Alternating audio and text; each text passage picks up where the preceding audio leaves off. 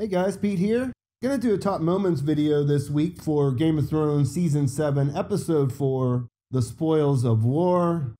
It was a fantastic episode, by far the best episode of this season, but probably up there in best episodes of the entire series in some ways. There's so many good episodes, it's hard to make that claim. But anyways, if you haven't watched it, obviously there's a spoiler warning here. I'm going to do a quick top moments, and then I'll do a recap and review, deep dive, in-depth later on. So the first big moment for me was that we saw that Jaime has some feelings about what happened. We see him looking at the gold and paying off Bran, but Bran points it out and he says, what, did the old lady do something, to piss you off at the end of her day? But we know that this is him thinking about the fact that Joffrey had been poisoned. It brought up that whole idea, and he knows that underneath it all, part of that is what drives Cersei's hatred for Tyrion. Although things don't matter after all this is said and done anyways. And besides, he killed Tywin. I mean, it's not like she's going to forgive him either way. The next big thing for me was that she is in negotiations to get herself some sellswords. Again, her motivation here may be changed after she finds out what happens at the Field of Fire, but it's still very interesting because her army got wiped out, but she does have a backup plan. The next big moment is that Bran is not Bran. He's a three-eyed raven, and there's a definite difference. We see this in the big moment when Littlefinger tries to sort of get his favor by giving him the blade, the Valyrian steel blade, the cat's paw blade that was used in an attempt on his life. This, coupled with Mira's big moment of leaving, sets the stage that we understand that Bran is definitely not the same person. Mira's leaving did this in a very bittersweet way. We saw that all the sacrifice and the people that had lost their lives to get him to where he was going, Jojen, Hodor, his direwolf Summer, none of it really affects him. And even though he's just spent years with Mira, her leaving doesn't really affect him. He's got other things on his mind. So, yeah, I mean, it's kind of awesome that Mira's leaving because that puts Howland Reed back into the picture, but we're not sure how that's going to go. So this is kind of heart-wrenching, and let's hope that we see some more Mira down the road because it would suck if that was her final purpose, was just to show us how much Bran is not really Bran anymore. The next big moment was obviously Arya arriving at Winterfell. The guards not believing her was pretty good. They had good reason not to believe her, but she outsmarts them in the end. Some people were saying that they were disappointed with the actual reunion. I thought it was pretty good. It showed the fact that they are happy to be back together. They are sad that Ned is gone and the family's not the same. And Arya points it out that when Sansa says that everyone that remembers what Ned looked like is dead, she points out that they're still alive.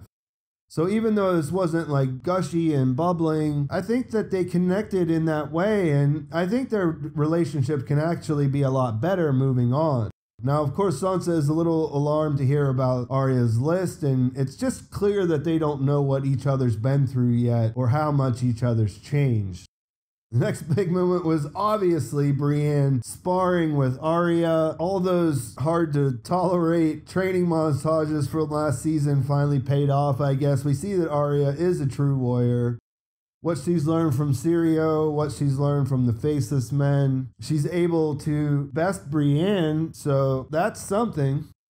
As she points out herself that she wants to train with Brienne because Brienne bested the Hound. So this is pretty friggin' impressive. A good showing, fun to watch.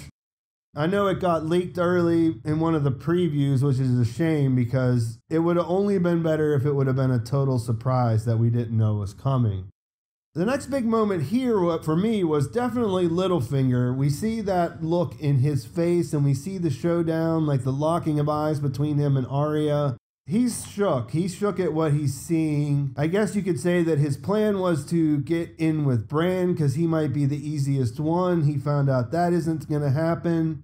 And he sees that Arya is a real threat, both on what she knows and what she might know from being out in the world, but also her skills. I mean, she's impressive all the way around. And he doesn't even know about, I mean, he may know, I was thinking after the fact, he may know about what happened with the phrase and know that she's involved, but we don't really know if he knows that. So he's definitely shook, which is good overall as far as I'm concerned.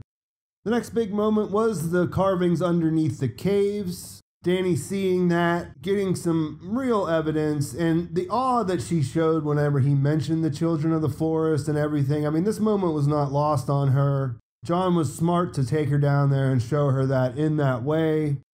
It gives a connection to the past and the history of everything that is around them. And you can't just, or I should say, she can't just pass that off. She sees the importance, but of course, she still insists on him bending the knee. He still makes his point, which is 100% valid, and that's just the way that this is going to be at this point. We find out when they go back outside because she's hit with the news that they did take Casterly Rock, but that it wasn't all that they hoped, and that Euron showed up and destroyed their fleet. That leads right into the next big moment, and that's Dany's dilemma. She doesn't know what to do. Her instinct is to go and to burn the Red Keep to the ground, which in retrospect isn't that bad of an idea. Yeah, she'll kill the guards there, the King's Guard, and the other people that are close to Cersei, but she doesn't necessarily have to destroy the whole city, right? Of course, that wouldn't make for a very good thing, so I'll just not go down that road right now. But she has a real dilemma. She's losing. She tells them she seems to have lost a little bit of confidence in Tyrion, although she may rethink that after the fact because we see how she acts.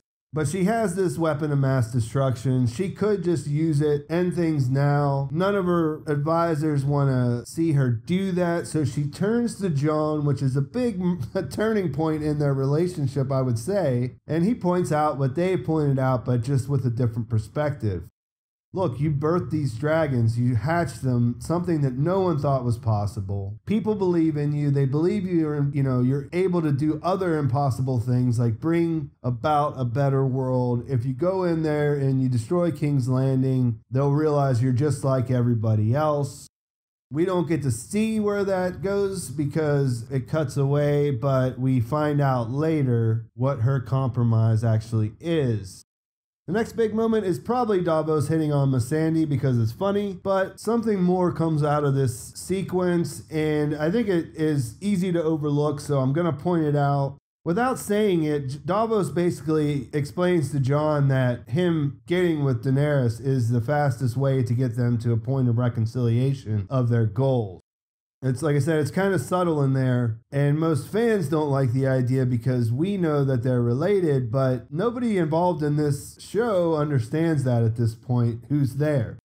So even though he doesn't say, hey, look, why don't you marry this woman and then we'll get this taken care of, he sort of points out that, hey, I've seen this, and Jon says, oh, well, there's no time for any of that. The White Walkers are coming, but probably later on they'll realize that, hey, this will get everybody on the same page if a marriage comes out of this.